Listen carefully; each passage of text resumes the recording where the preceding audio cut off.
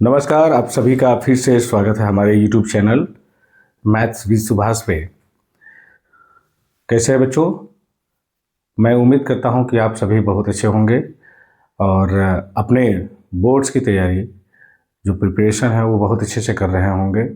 और ढेर सारी शुभकामनाएं आपको इसलिए भी मैं दे रहा हूं क्योंकि अब आप एकदम लास्ट फेज में हैं अपने बोर्ड एग्जाम्स के। तो पूरी लगन से जी तोड़ मेहनत कीजिए और फिर आप अच्छे रिजल्ट लाइए और फिर जो आपके करियर जहां आप जाना चाहते हैं उसको एक बेहतर आयाम दे।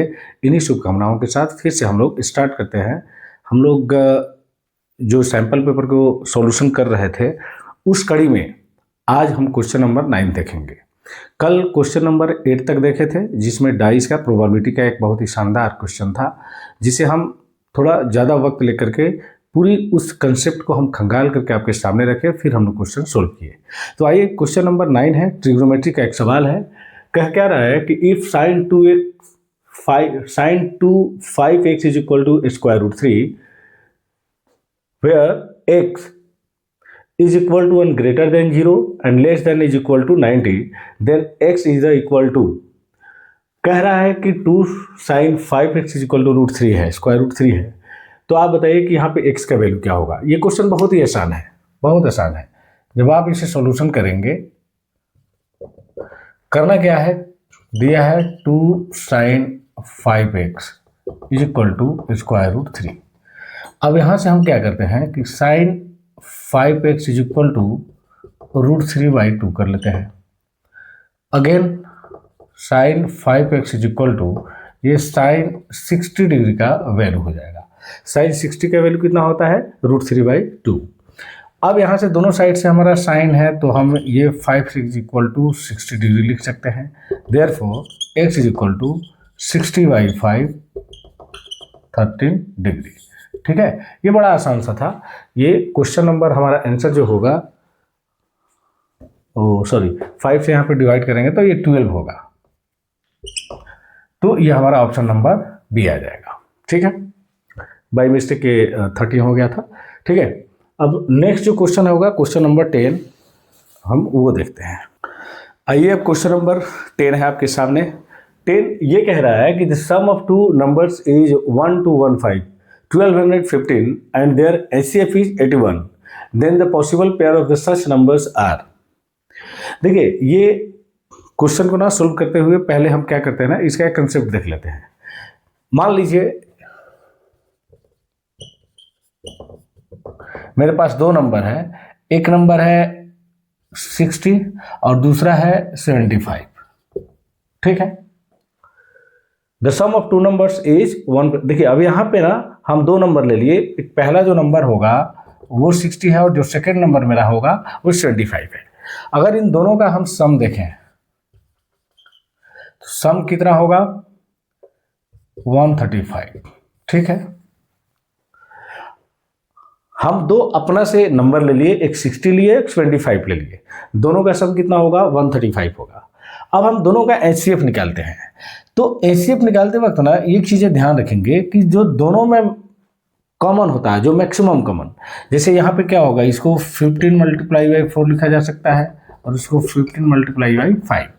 ठीक है, अब इन दोनों को अगर हम कॉमन कर ले तो हमारे पास जो नंबर्स आ रहे हैं, इसका 4 और इसका 5। इसका मतलब क्या हुआ, ध्यान से समझेंगे इस बात को, कि जब हम किसी दो नंबर का HCF निकालते हैं तो जो नंबर निकल के कॉमन आता है, जैसे 15 आ गया, तो अब बच जो जाता है, जैसे ये 4 और 5, ये दोनों को प्राइम में बच जाता है, को प्राइम नंबर होते हैं। को प्राइम नंबर्स का मतलब क्या हुआ कि ये दोनों 1 के अलावा किसी दूसरे नंबर से डिविजिबल नहीं होगा। ठीक है, अब देखिए, अब हम इसे एक दूसरा फॉर्मेट क्या देते हैं कि यहाँ पे HCF रखते हैं। आइए, दोनों नंबर का जो को प्राइम है हम उसको हम सम करते हैं, मतलब HCF इसका 15 आया है और ये 4 + 5। ठीक है, तो अब आप मुझे बताएंगे कि 15 4 या कितना होगा, 60, या ऐसे करें 4 + 5 9, 9 × 15 इज इक्वल टू कितना होगा, 135। इसका मतलब क्या मैं कहना चाहता हूँ कि आप नंबर को दोनों डायरेक्ट जोड़ दीजिए तब भी आएगा, या HCF निकालने के बाद जो दोनों नंबर में बच रहे हैं, ठीक है, जो को प्राइम टाइप से बच रहे हैं उन दोनों नंबर को सम करके भी मल्टीप्लाई किया जाएगा तो सेम ही आएगा। अब ये बात मैंने आपको बताया क्यों है, जब ये बातें समझ गए आप तो इस क्वेश्चन को भी आप समझ गए। कैसे समझते हैं? यहाँ पे जैसे यहाँ पे क्या है, दो नंबर का सम दिया है 1215, ये सम है दो नंबर का, ठीक है, ये आपका दो नंबर का सम है। और इसका एचसीएफ कितना दिया हुआ है, तो एचसीएफ आपका दिया हुआ है 81, ठीक। अब एक बात तय है कि जो दो नंबर होगा, मान लीजिए दो नंबर को हम लोग मान लेते हैं एक x और एक y मान लेते हैं, ठीक है। तो जब दो नंबर हम x और y मानेंगे तो बात पक्का है कि इन दोनों नंबर को सम करेंगे तो हमारा कितना आएगा, 1215, दोनों नंबर के सम करें तब, ठीक है। या अब कह रहा है कि चूंकि दोनों का एचसीएफ कितना है 81, तो हम यहाँ से आराम से हम ऐसे कर सकते हैं, क्योंकि आप देखो यही बात है, दोनों नंबर को सम कर दीजिए, या दोनों नंबर से हमने इसका एचसीएफ कॉमन किया तो दोनों में क्या बच गया 4 और 5, ठीक है। तो हमने सेम चीज़ें ऐसा किया, ठीक। अब यहाँ से क्या करेंगे कि x plus y equal to क्या होगा, तो 1215 डिवाइडेड बाई 81, अब ये 15 टाइम्स कट जाएंगे, यानी x plus y equal to 15, यानी कि ये जो नंबर यहाँ पे 4 + 5 जो 9 मेरा आया है, वहीं इसमें x प्लस वाई क्या होगा 15 होगा, ठीक है। अब ध्यान से समझेंगे, अब करेंगे क्या, अब कह क्या रहा है क्वेश्चन में, आपका बोल रहा है क्या कि then the possible pair of the such numbers are. अब देखिए, अब इन दोनों नंबर को जोड़ने के बाद कितना आ रहा है 15, तो कह रहा है कि ऐसे कितने पेयर पॉसिबल होगा जिसको जोड़ने के बाद 15 आ जाएगा, ठीक है। देखिए अगर x का वैल्यू 1 लेते हैं तो ये 14 होगा, बात सही है। लेकिन याद रखेंगे चूंकि ये एक्स वाई कैसा होना चाहिए, को प्राइम ही होना चाहिए, जो नंबर हम नीचे लिख रहे हैं वो को प्राइम ही होना चाहिए। जैसे यहाँ पे जो दोनों नंबर बच गए क्या है, को प्राइम है, तो इसको भी को प्राइम ही होना चाहिए, x और y का वैसा वैल्यू होना चाहिए जिसको जोड़ने के बाद 15 तो आ जाए, लेकिन वो दोनों नंबर अपने आप में को प्राइम भी होना चाहिए, ठीक। तो अब देखेंगे यहाँ पे 1 और 14, ये तो 15 आ जाएंगे, यस, और दोनों ये क्या है को प्राइम भी है तो ये चलेगा। अगर हम ले लेते हैं 2 और 13, ठीक है, तो 2 और 13 जोड़ने के बाद भी 15 आएगा, और ये दोनों कैसा अपने आप में को प्राइम है तो ये भी आपका चलेगा।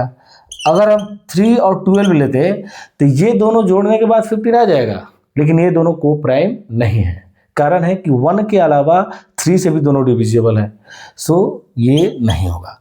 अगर हम 4 और ये 11 लेते तो ये दोनों जोड़ने के बाद 15 आएंगे, और ये दोनों को प्राइम भी है तो आपका ये भी चलेगा, ठीक है। अब यहाँ पे आते हैं, अगर हम 5 और 10 लेते तो ये दोनों आपका जोड़ने के बाद 15 आएगा, लेकिन ये दोनों को प्राइम नहीं होंगे। अब है 6 और 9 ले लेते, तो 6 और 9 लेने के बाद ये भी 15 आएगा, लेकिन ये दोनों को प्राइम नहीं है, सो ये भी नहीं होगा। अगर हम 7 और 8 लेते तो ये दोनों जोड़ने के बाद भी 15 आएगा, लेकिन ये को प्राइम भी होगा, इसलिए ऐसा होगा। अगला, अगर हम 8, अब बात हो गया, अब 8 और 7 ले या 7 या 8 ले, बात वही हो गया। तो ओवरऑल हम देख रहे हैं कि 15 बनाने के लिए ऐसे कितने पेयर पॉसिबल है, 1 2 3 एंड 4, टोटल 4 पेयर आपका पॉसिबल है, सो ऑप्टिमम नंबर आपका सी जाएगा, ठीक है। फिर से एक बार इसको समझ लेते हैं। मैंने क्या बोला कि जैसे ये कंसेप्ट मैंने बताया है कि जो दो नंबर हम अलग अलग लिए, एक 60 लिए और एक 75 लिए, इन दोनों को जोड़ेंगे तो क्या होगा, इन दोनों को जोड़ने के बाद हमारा आएगा 135, ये इसमें। अब हम दोनों को क्या करते हैं ना, एचसीएफ निकालते हैं। एचसीएफ निकालने का मतलब दोनों से हमारा 15 कॉमन होगा, तो ये जो बच गया ना 4 और 5, ये क्या कहलाते हैं, को प्राइम के फॉर्म में आते हैं। उसी तरह यहाँ पे आपको क्या दिया है कि दो नंबर का सम कितना है, 12 और 15 है। तो अब देखिए यहाँ पे जब हम 15 कॉमन किए तो हमारे पास यही चीजें हैं जो एचसीएफ और इसके को प्राइम का सम का प्रोडक्ट हमें क्या देगा, नंबर का सम देगा। उसी तरह से हम क्या किए ना कि वहां पे मान लीजिए को आपका मानना नहीं है, एचसीएफ का 81 दिया है और दो को प्राइम आपका एक्स और वाई आ रहा है, ऐसे करके तो इसका सम हम इतना तो लिख ही सकते हैं सेम फॉर्मेट पे। अब देखो यहाँ पे एचसीएफ है और इसके को प्राइम है, और ये किसके बराबर है, 135 के बराबर है। अगर हम ऐसा करें तो देखिए यहाँ पे हमने लिखा भी है, सेम फॉर्मेट में है, तो यहाँ से क्या होगा ना, x + y = 15 आ जाएगा। अब यहाँ से आपको क्या करना है कि को प्राइम का वैल्यू, आपको एक वैल्यू रखते जाना है x और y के लिए, और वैसा वैल्यू होना चाहिए जो दोनों को मिलकर के 15 भी आना चाहिए और दोनों नंबर आपका को प्राइम में भी होना चाहिए। तो जो एग्जैक्टली मैंने यहाँ पे ड्रॉ किया, जो नंबर्स यहाँ पे लिखे हैं, बस वही इस बात को सेटिस्फाइड करेगा। सो वी हैव 4 पेयर्स, जो हमें क्या करेगा कि दोनों का सम 15 भी आएगा एंड दे आर ऑल्सो, वो क्या होंगे, को प्राइम होंगे। तो हमारा ऑप्शन नंबर सी जाएगा। ठीक है, देखते हैं हम नेक्स्ट क्वेश्चन को। आइए क्वेश्चन नंबर हम लोग 11 को देखते हैं। क्वेश्चन नंबर 11 ये कह रहा है कि if the area of the base of a right circular cone is 51 centimetre and its volume is 85 centimetre square, then देखिए यहाँ पे जो वॉल्यूम दिया है 85 सेंटीमीटर स्क्वायर दिया हुआ है, इसमें क्वेश्चन में लिखा हुआ है, लेकिन आप इसको क्यूब करेंगे। ठीक है, क्योंकि वॉल्यूम जो होता है हमेशा क्यूब के फॉर्म में ही होगा।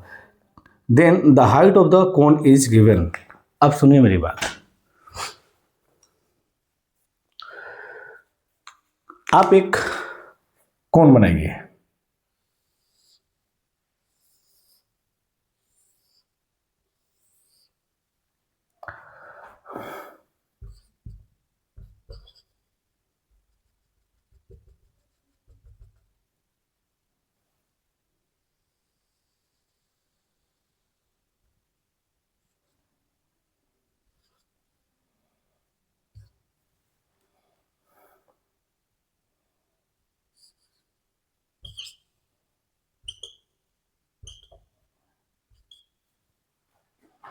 ठीक है। हमने एक कोन बनाया, कोन में क्या है कि आपका ये वाला जो होता है ना, एल होता है, स्लैंट हाइट, इसको तिरछी ऊंचाई बोलते हैं।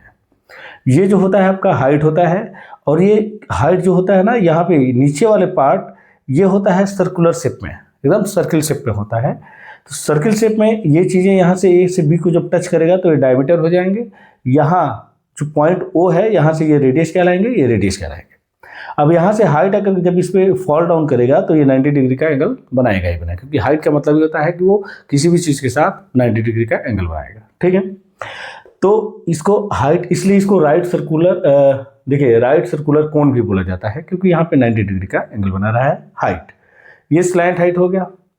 अब आप पढ़े होंगे इसमें क्या, 2-3 चीजें। पहला कि इसका कर्व सरफेस एरिया क्या होगा, टोटल सरफेस एरिया क्या होगा, फिर इसका वॉल्यूम क्या होगा।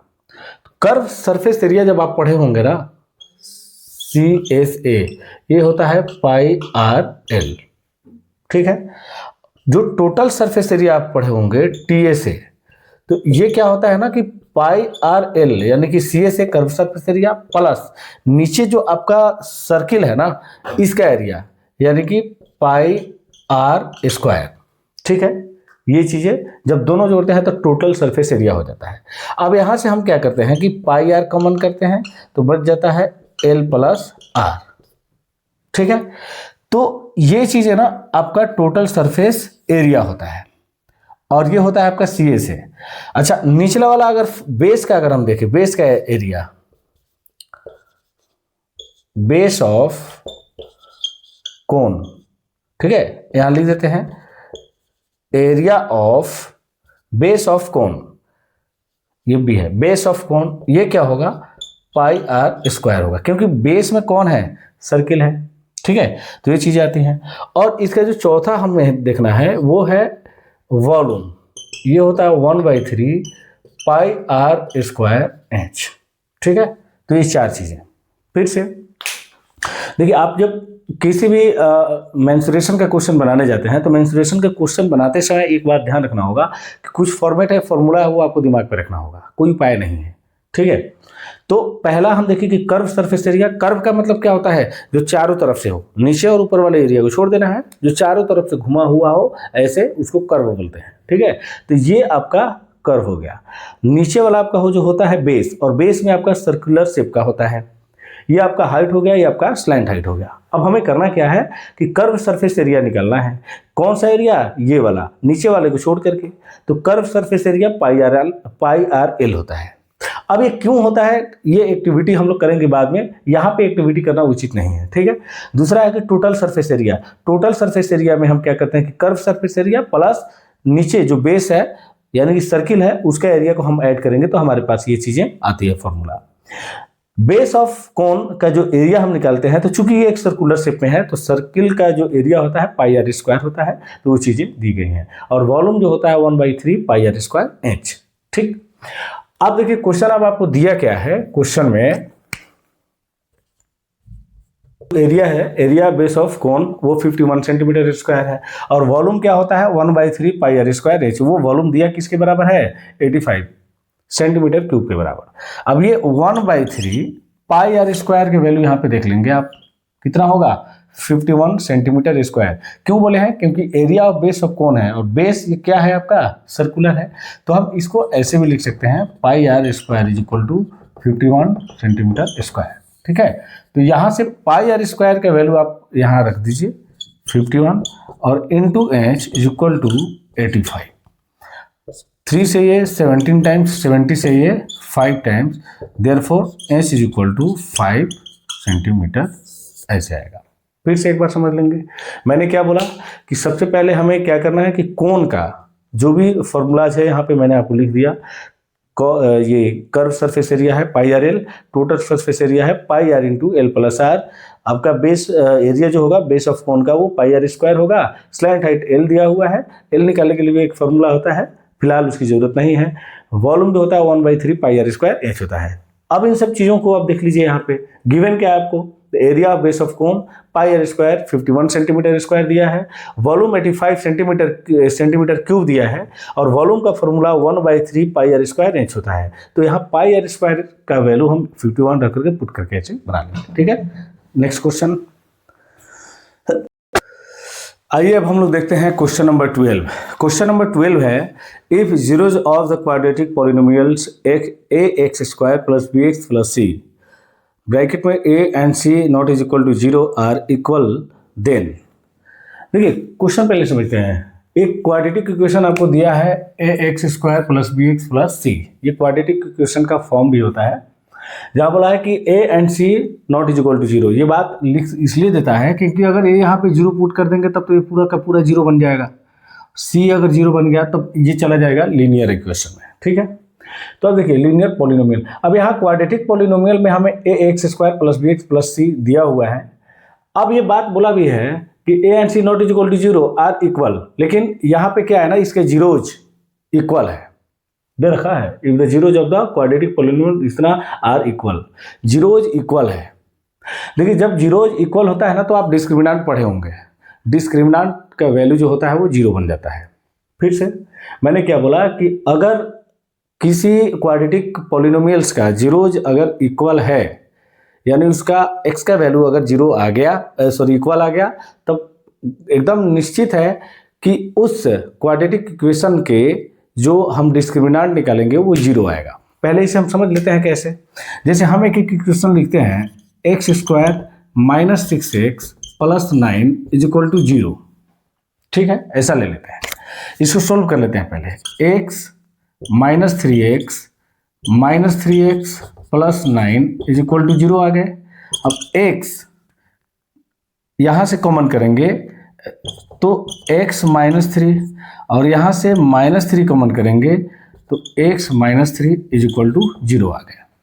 मतलब दोनों से हमारा जो कॉमन होगा x माइनस 3 कॉमन होगा, और ये x minus 3 is equal to क्या बन गया 0, यानी x इज इक्वल टू 3 और again x is equal to 3। दोनों जगह से हमारा x का जीरोज कितना आया 3 आ गया, या इसका मतलब इसका जीरोज कैसा आ गया इक्वल आ गया। तो जब जीरोज इक्वल होगा ना तो आप पहले इसको वेरीफाई कर लें। हम इसका जब d निकालेंगे डिस्क्रिमिनेंट, d बराबर क्या होता है बी स्क्वायर माइनस 4ac। अब बी स्क्वायर माइनस 4ac, देखिए यहाँ पे b का वैल्यू कितना है, यहाँ पे अगर हम देखें तो b का वैल्यू जो होता है ना वो -6 है, तो -6 का होल स्क्वायर और -4 इंटू ए का वैल्यू कितना हो गया 1 और सी का वैल्यू कितना आ गया 9। तो अगर हम ये देखें तो 36 माइनस 36 इज इक्वल टू क्या बन गया 0। हम यही बात कहना चाह रहे थे कि जब किसी क्वाड्रेटिक इक्वेशन, किसी क्वाड्रेटिक पॉलिनोमियल में जीरोज अगर इक्वल आ जाएंगे तो डिस्क्रिमिनेंट का वैल्यू क्या हो जाएगा 0 होगा। अब आप मुझे एक बात बताना, यहाँ पे जब यहाँ पे क्वाड्रेटिक इक्वेशन जो क्वाड्रेटिक पॉलिनोमियल है इसके जीरो जब इक्वल है तो क्या हम d is equal to B square minus 4ac तो होगा ही, लेकिन क्या ये d इज इक्वल टू 0 होगा? बिल्कुल होगा। तो ये हो जाएगा बी स्क्वायर माइनस 4ac, या हम ऐसा कर सकते हैं कि B square is equal to 4ac, या b is equal to square root में 4ac, या b इज इक्वल टू 2 बाहर आ जाएंगे तो ये बच जाएंगे a और c। अब हमें इसी का रिलेशन देखना है, करना क्या है।